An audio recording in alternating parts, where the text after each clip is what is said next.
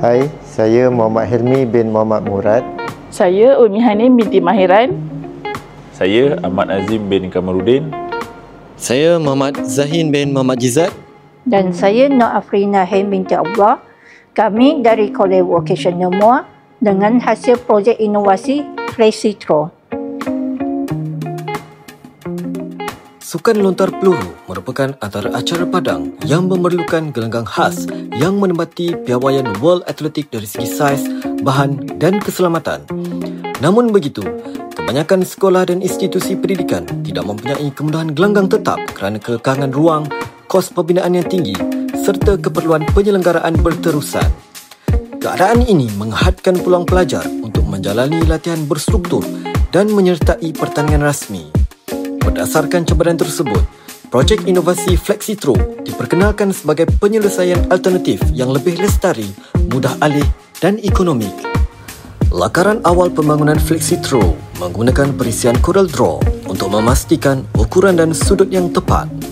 Reka bentuknya berasaskan konsep kejuruteraan lipat, foldable structure dengan sistem penguncian cepat, quick lock system yang membolehkan pemasangan dilakukan oleh 2 orang dalam masa kurang daripada 10 minit.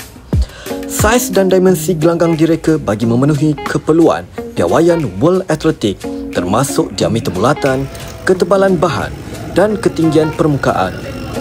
Beberapa jenis bahan telah diuji semasa proses pembangunan FlexiThrow seperti mounting board, papan lapis dan akhirnya kami memilih aluminium composite plate sebagai bahan utama produk kami.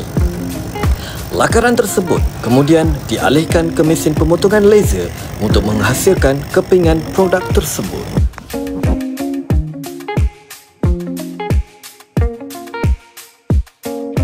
Produk ini kemudian diuji keberkesanan dan kesesuaian penggunaannya oleh 3 orang pegawai teknikal olahraga Majlis Sukan Negeri Johor.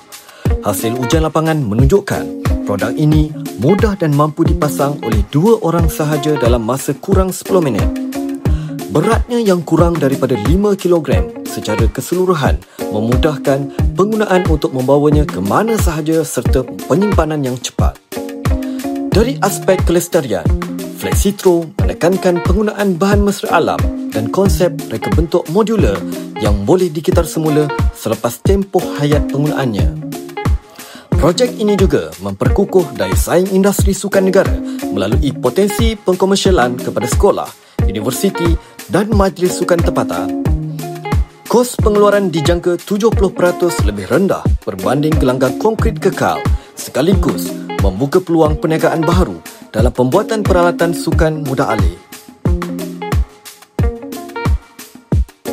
Secara keseluruhannya, FlexiThrow membuktikan bahawa pendekatan kejuruteraan dan teknologi dapat digabungkan untuk menghasilkan penyelesaian sukan yang lestari, kompetitif dan inklusif.